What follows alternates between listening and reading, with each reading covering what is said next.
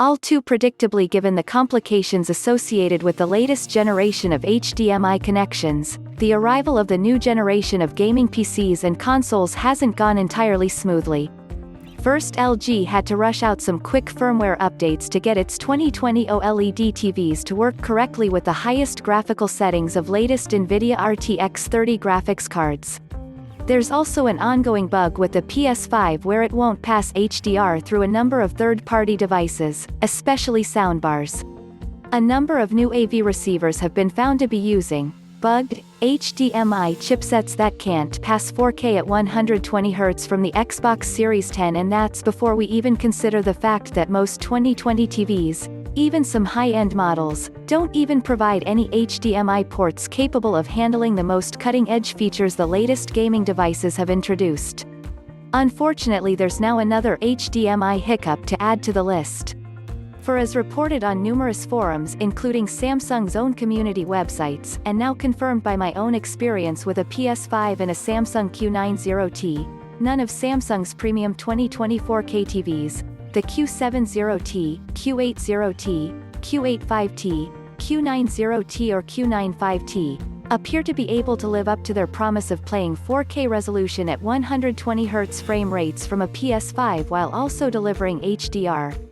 Even though the same TVs can, as expected, play 4K 120Hz HDR from the Xbox Series X basically with a PS5 and one of these TVs, you have to choose whether you want 4K at 120Hz in SDR, or 4K at 60Hz in HDR. This occurs even when the console is correctly attached to the single HDMI 4 on the Samsung TVs that's designed to deliver 4K 120Hz in HDR, with that HDMI input signal plus setting activated, and using the HDMI cable Sony supplies with the PS5. I seem to be running the latest version of the TV's firmware, version 1460 in the UK too. Let's look at Call of Duty Black Ops Cold War, for example.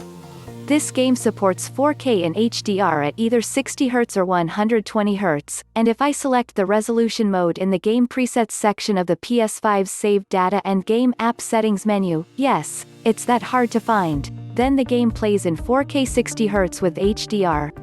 As I can confirm by pressing the Enter key on the Samsung TV remote while the game is playing.